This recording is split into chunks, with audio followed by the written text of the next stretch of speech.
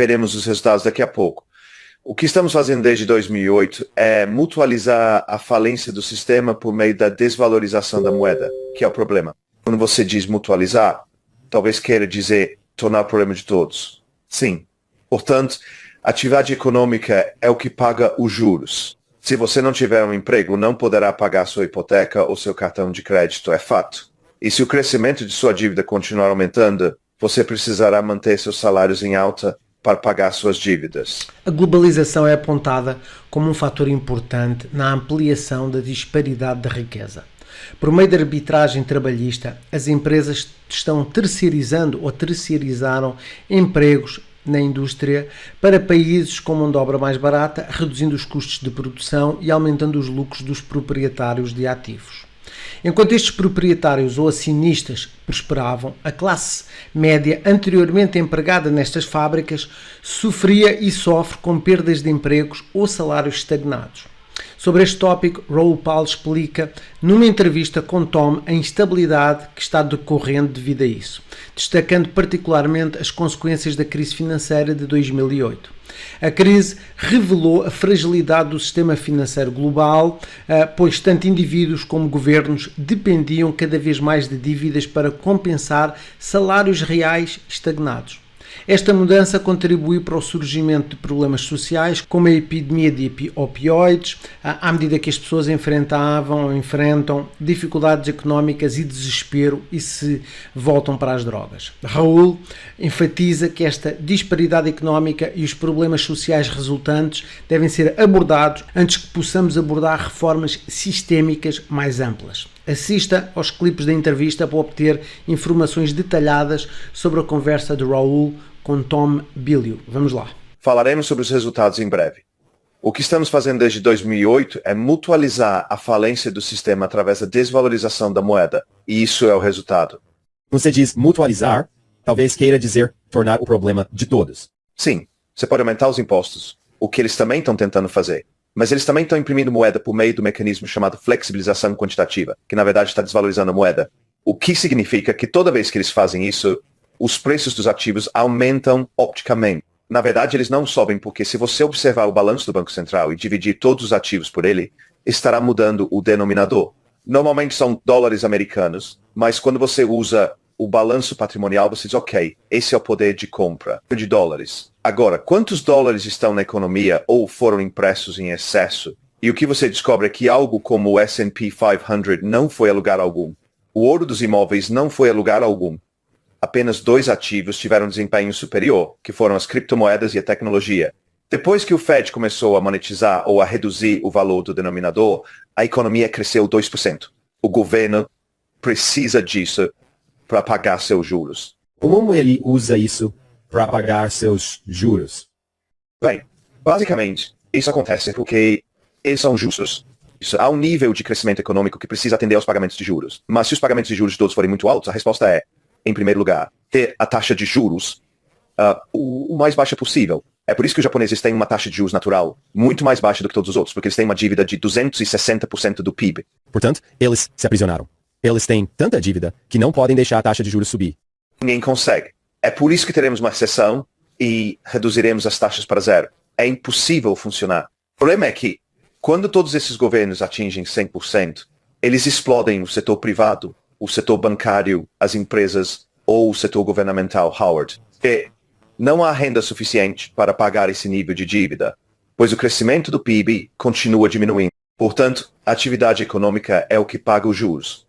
Se você não tiver um emprego, não poderá pagar a sua hipoteca ou seu cartão de crédito. É fato. E se o crescimento de sua dívida continuar aumentando, você precisará manter seus salários em alta para pagar suas dívidas. Esse é o lado do PIB da equação. Mas o que estamos descobrindo é que toda a dívida que excede o PIB no nível do governo está acabando no balanço patrimonial 3 anos e meio depois.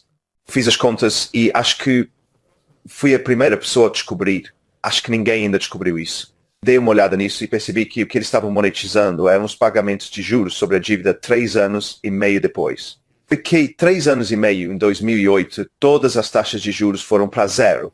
Todos os governos se refinanciaram a zero. E a maior parte da dívida de todos os governos está no setor de 3 a 5 anos. Então, em algum lugar entre 3 e 5 anos, 3 anos e meio, 4 anos. E o que acontece é que toda vez que você paga a dívida, precisa baixar novamente as taxas de juros. Você acaba tendo uma recessão. Esse fenômeno é muito cíclico. Estão adiando a necessidade de pagamento por 3 a 5 anos. Ninguém paga dívida. Ninguém está pagando nenhuma dívida em lugar algum. Então, o que eles estão fazendo é que toda vez que chega a hora de pagar o serviço da próxima dívida, ela acaba no balanço do Fed. Na verdade, isso acontece porque há uma desaceleração econômica impulsionada pela dívida, mas é isso que acontece. E há uma diferença marginal no tamanho. Isso é verdade para o Reino Unido, o Japão, todos são iguais. E a diferença dos balanços patrimoniais é um pouco maior. E a diferença é que toda vez que há uma crise financeira direta, eles têm que colocar dinheiro direto. Portanto, já estamos vendo um pouco disso nos Estados Unidos. Raul acredita que desde a crise financeira de 2008, o sistema económico global vem efetivamente distribuindo o fardo da sua insolvência por meio de falência mutualizante ao desvalorizar a moeda. Ele afirma que os governos usam duas estratégias principais: aumentar os impostos e imprimir mais dinheiro por meio de flexibilização quantitativa, o que enfraquece a moeda. Embora isso faça com que os preços dos ativos, como ações e imóveis, pareçam subir, o seu valor real não aumentou quando ajustado pela inflação. Isto atinge as gerações mais jovens de forma especialmente dura. A geração Y, por exemplo, entrou na força de trabalho depois que o Federal Reserve começou esta prática, tornando mais difícil para eles pagar por ativos como moradia, criando uma crescente lacuna de riqueza entre aqueles que possuem ativos e aqueles que não possuem. Raul explica como é que o governo depende do crescimento económico para cobrir os juros da sua dívida. Idealmente, a economia cresce cerca de 2% ao ano e o governo arrecada mais impostos para pagar as suas obrigações de juros. No entanto, à medida que os pagamentos de juros aumentam e a dívida também aumenta, manter as taxas de juros baixas se torna crucial. À medida que os governos atingem índice de dívida de PIB de 100%, eles correm o risco de prejudicar o setor privado, o setor bancário ou as suas economias, pois o crescimento desacelera e não consegue acompanhar os níveis crescentes da dívida. É por isso que muitos especialistas prevêem mais dificuldades económicas. Vamos então lá voltar à entrevista e assistir mais clipes sobre este assunto. O que realmente está impulsionando o S&P 500 é o balanço patrimonial do Fed. Portanto, trata-se de uma ilusão de ótica, é uma ilusão de dinheiro. Portanto, o preço simplesmente aumenta para atender ao nível de inflação causado pela impressão de dinheiro. Correto. Você está reajustando o preço. Portanto, é isso que está acontecendo. E então, quando você entende isso, e é 97%, você entende que nada importa além dessa liquidez. E que é o que eu tenho tentado dizer às pessoas: desculpe, todos os seus modelos econômicos estão errados. Sim, você precisa prever o ciclo de negócios para saber onde está no ciclo de probabilidade de imprimir dinheiro. Mas isso é tudo que importa. E isso impulsiona os ativos. E é por isso que as pessoas agora estão ficando muito irritadas, porque o mercado de ações está subindo e elas dizem: você não sabe que há uma recessão. Sim, eu sei que a resposta para uma recessão é mais impressão de mais dinheiro. Eu sei o que gera liquidez. Isso é impulsionado pelo ciclo de negócios. E há certos ciclos que são voltados para o futuro. Acontece que o ciclo de crédito chinês lidera por cerca de 18 meses ou 2 anos. O ciclo de negócios é o fluxo e refluxo e a atividade econômica que ocorre. E isso é um boom e um colapso, uma recessão, uma expansão. E uma das coisas que fazemos é, quando o ciclo de negócios está muito quente e a inflação começa a subir, os bancos centrais tendem a aumentar as taxas de juros.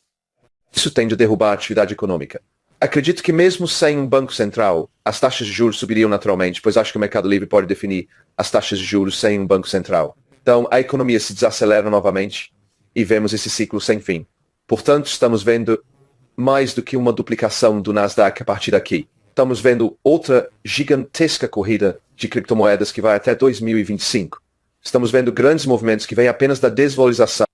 No artigo Everything Code que escrevi para o Global Macro Investor, que é meu serviço de pesquisa premium, analisei várias maneiras de provar tudo isso. Então, é isso que acho que posso fazer. Mas acho que sua observação é muito importante. Quando as pessoas... Quero dizer, eu enviei isso para várias pessoas. E, obviamente, os assinantes são investidores de nível global, ou seja, os mais famosos gerentes de fundos de hedge e gerentes de ativos do mundo. E acho que isso realmente chocou as pessoas e repercutiu entre elas. Elas pensaram, meu Deus, tudo faz sentido agora. E assim, quando você vê isso, tudo faz sentido agora que se torna mais público como uma tese. E Mike Howell, da Crossover Capital, tem falado sobre alguns elementos dessa liquidez. Você pode ver a liquidez se tornando parte da conversa sobre finanças, Twitter e outras coisas. Agora, o que eu acho que provavelmente acontecerá é a criação de ciclos de expansão e queda. Mais uma vez, você não pode ter o ciclo de queda abaixo do nível de liquidez do Banco Central, porque, opticamente, eles o fazem subir. Isso é o que as pessoas ainda não entendem. Mas é claro que o mercado de ações deveria cair 90%. Não pode acontecer. Literalmente não pode acontecer por causa da desvalorização. É uma ilusão monetária. Mas o que eu acho que vamos fazer é ver, vamos para as corridas. Isso foi o que aconteceu em 2018, no início de 20, na verdade. Divergimos maciçamente do balanço patrimonial do Banco Central, porque as pessoas começaram a perceber. Nesse jogo, que é o momento em que os federais interrompem o ciclo de aperto, os mercados decolam porque sabem que a probabilidade de mais cowbell, mais impressão de dinheiro pelo Banco Central, mais cortes nas taxas de... tá chegando. Assim temos ciclos de expansão e retração. Assim os períodos de expansão são muito grandes e em seguida temos uma queda. E as pessoas também sabem disso por causa das criptomoedas. A tendência de longo prazo permanece intacta, mas continuamos a ter esses enormes booms e colapsos. Mas a tendência ainda é de alta. Acho que é isso que veremos. Seremos mais parecidos com o ciclo das criptomoedas, que é basicamente o que acabamos de ver também. Tivemos um grande colapso no ano passado e agora estamos voltando diretamente para o boom quando começamos a fazer essa previsão. No ambiente económico atual, entender como é que a inflação impacta os retornos do mercado de ações é essencial para investigadores que buscam proteger os seus portfólios. Embora a inflação moderada possa apoiar o crescimento económico, a inflação excessiva pode destabilizar os mercados financeiros e reduzir o poder de compra. Os investidores devem entender como é que a inflação influencia a dinâmica do mercado e desenvolver estratégias para minimizar os seus efeitos. A inflação aumenta a volatilidade do mercado, principalmente durante períodos de alta inflação. Esta volatilidade decorre de incertezas em torno dos gastos do consumidor, lucros corporativos e condições económicas mais amplas, levando os investidores a buscar ativos mais seguros. Como Raul Paulo observou, a inflação frequentemente distorce os valores dos ativos, tornando-se crucial analisar os retornos reais e nominais. Historicamente, a inflação alta se correlaciona com retornos de ações reais mais baixos, tornando essencial que os investidores reconheçam essa tendência ao tomar decisões durante períodos inflacionários.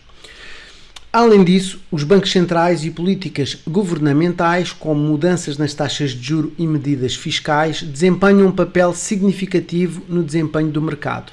Monitorar estas mudanças de política é vital, pois podem mitigar ou piorar os efeitos da inflação no mercado. Para se proteger contra a inflação, os investidores podem empregar estratégias como diversificação e gerenciamento de risco. Em resumo, embora a inflação apresente desafios, ela também oferece oportunidade para investidores estratégicos. Ao entender como é que a inflação afeta os vários setores e as classes de ativos, os investidores podem navegar melhor pelas incertezas económicas e construir portfólios posicionados para o sucesso a longo prazo.